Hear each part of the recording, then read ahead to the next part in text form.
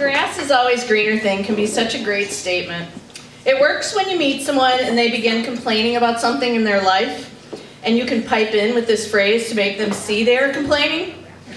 It works fabulously when you've already seen the other side, and you can definitively say, "Oh no, it's not." But it doesn't work when you are remarking about something in your life, your friend uses the phrase, and you have yet to see the other side. You're never really listening, right? Who really sits down and does like a risk assessment on whatever the topic is? In this case, toughing it out in marriage or scrapping it for the single life. After 2 years of internet dating, I've learned that there's a reason why we can't see into the future. And boy, am I glad I didn't know ahead of time what I know now. But then again, if I did, I would have saved a lot of money. Scared yet? Marriage can be a pain in the ass. Marriage is work. Marriage is compromise.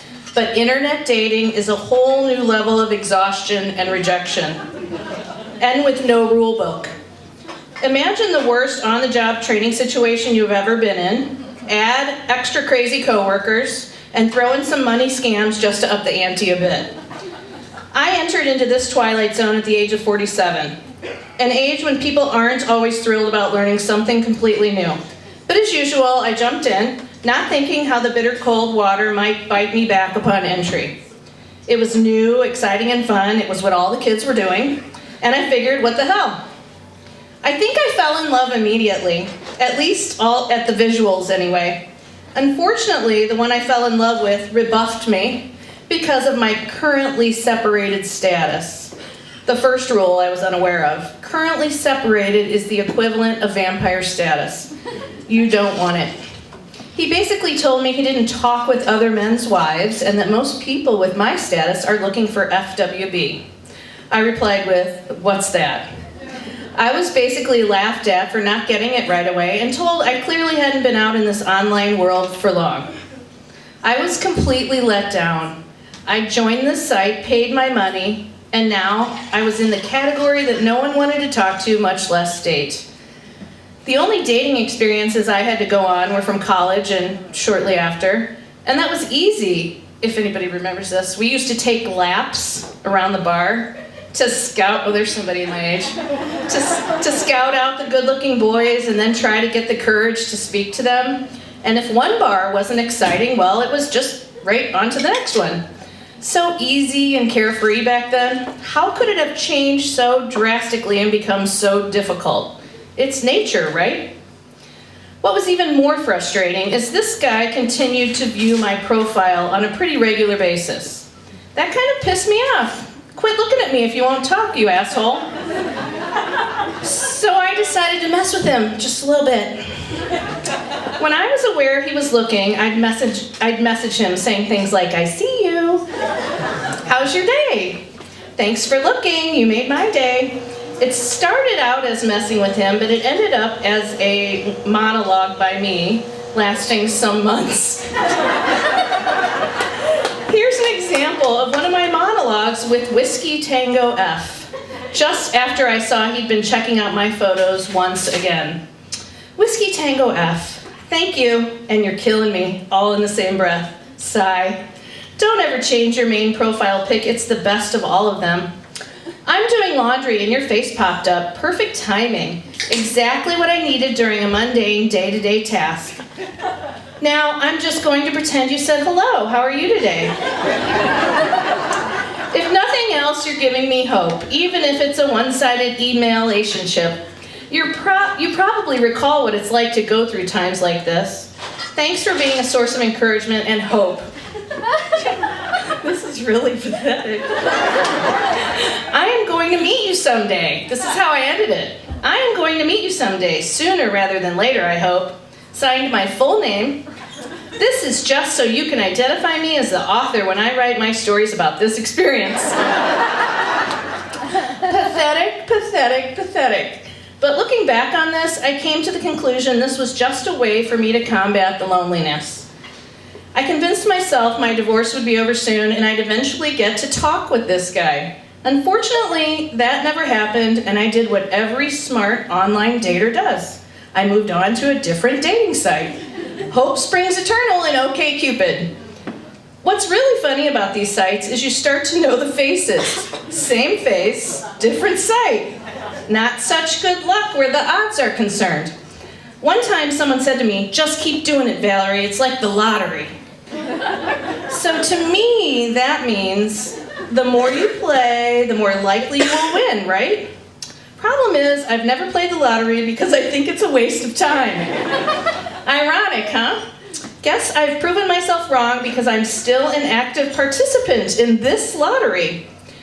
OkCupid produced one very interesting situation for me, and this is where the twist comes in. Although the grass has definitely not been greener on the single side of the fence, this scenario has been like spring to me. A few flowers have been popping up in the grass, showing me there's hope for the future. The second message E sent me described something none of us would wish upon anyone. After reading his profile, I compared him to the comedian Stephen Wright. Here's his first note to me. V. Comparison to Stephen Wright is profoundly complimentary. With that in mind, I reread my profile and fell in love with myself. You are not the first person to say I am funny without trying. I like to think I'm usually in on the joke. I liked your profile right after I looked at your pics. You look happy, calm, and beautiful. And secondarily, because of what you said about food and Friday nights. Regarding the pic, my pic, it's old. I will send a new one to an email if you still want to chat at the end of this message. I look the same with two big changes. Glasses are better, and I have a Frankenstein scar on my neck from cancer surgery in March 2017. I lost my vocal cords and I can't speak. I hope you don't feel ambushed by this revelation. It's been very hard for me to add that to my profile. I am mainly looking for friends or pen pals now because the cancer, gone and cured, has rattled the core of my identity. They tell me 6 months is just the beginning of the adaptation to this. If you don't want to reply, I will understand with no hard feelings, E. First, my chin dropped to the floor in awe. Then, I will admit, I had to sit back and wonder if this was a scam. Because I had been taken by one too many already, I was very guarded and BS savvy by this point in the lottery. I reread his note and came to the conclusion this was genuine. He was creative, smart, and like me, very lonely. Most men profess to not wanting a pen pal, and the fact that he said outright that's what he was looking for, I knew he was the real deal.